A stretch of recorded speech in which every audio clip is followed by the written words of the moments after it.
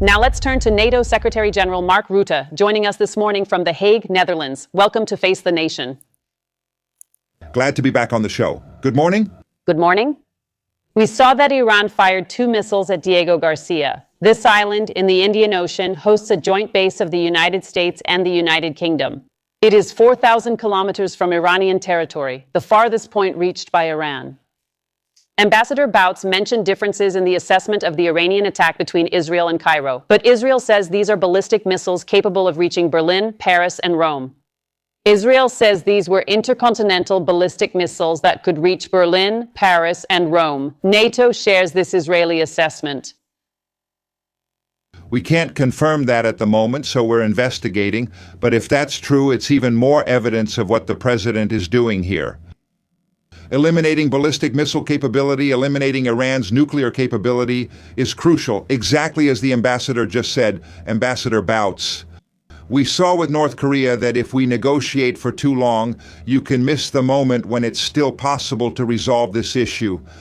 And now North Korea has nuclear capability. If Iran had nuclear weapons, especially with missiles, it would be a direct and existential threat to Israel, to the region, to Europe, and to global stability. Therefore, the president's action is crucial. I've seen the polls, but I hope the American people support him because he's doing this to make the whole world safer. But just to be clear, at this moment, do you believe that Iran could bomb Berlin, Paris, and Rome? Are they all within direct threat range? What we know for sure is that they are very close to having that capability, whether in the case of the British base, Diego Garcia, we're still assessing. But if it's true, it means they already have that capability. Even if it's not true, we know they're extremely close to having that capability. And that's exactly why I feel that in Europe, most politicians end up identifying with this issue. What the president is doing here is eliminating, degrading Iran's ability to go back to being an exporter of chaos, to share chaos with the region, with the world.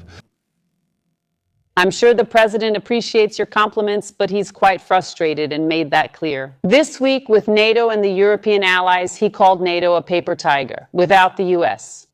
He said that they complain about the high oil prices when they have to pay, but they don't want to help open the Strait of Hormuz. Easy for those cowards. We will remember. I've had several conversations with the president this week, and the good news is that, you see, we had the axes. For weeks of planning for epic fury, they couldn't hold the event, or, for security reasons, share with European allies around the world, and partner countries what they were doing, because that would have put the effect of the first strike at risk. Or logically, that the European countries needed a few weeks to come together. But at this moment, the good news is that since Thursday, 22 countries, most of them from NATO, but also Japan, Korea, Australia, New Zealand, Bahrain, the United Arab Emirates joined basically to answer 3 questions. What do we need? When do we need it? And where do we need it? These 3 questions are now being worked on to respond to the president's call to ensure free navigation through the Strait of Hormuz. To be clear, the president said 4 to 6 weeks for this war. That would take us to the beginning of April for the end of combat operations. But he is also sending troops. He is also possibly asking Congress for more money. What about the timing? When did he tell you that the support of these European countries would be necessary? Because according to the sources I speak with, they are not willing to send them in the middle of combat. Well, obviously I can't, on a program broadcast to the whole world and with so many viewers, discuss with you what is handled in secret.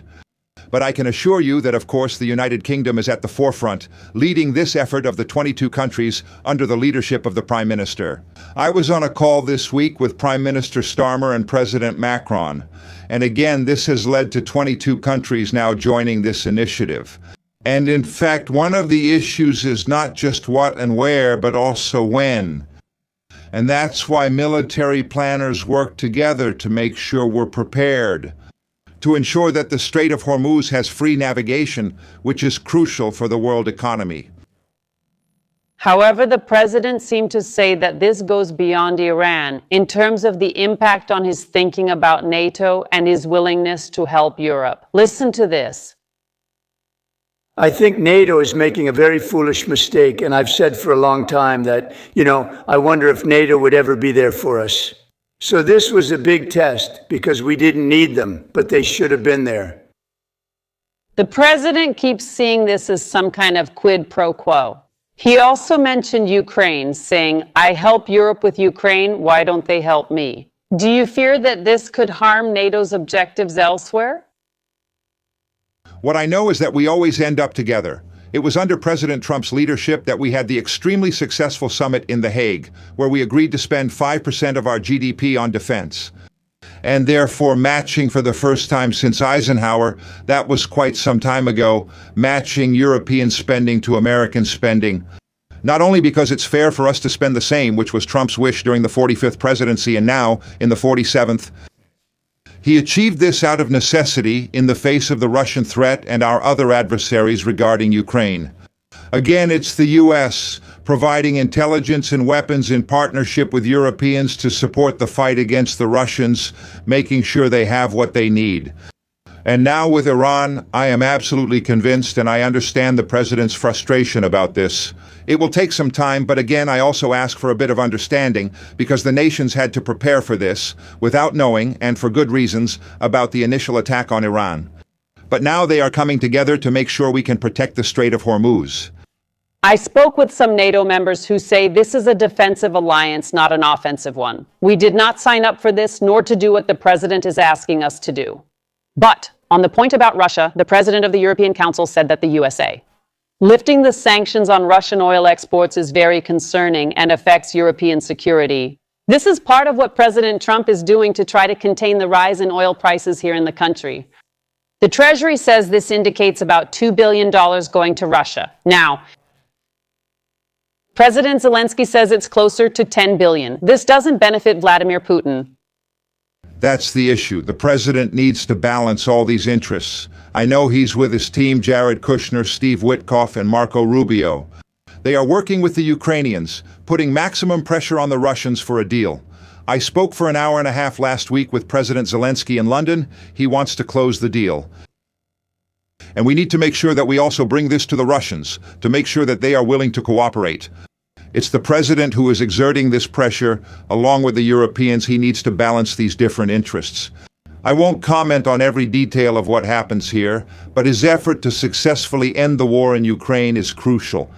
He was the only one who broke the deadlock with Putin by calling for the first time last February. He and his team have done everything possible to put pressure on the Ukrainians. They want to cooperate. They've already proven that. They want to end the war, and so do the Russians. Let's see if Vladimir Putin wants to cooperate. Secretary General, thank you for your time.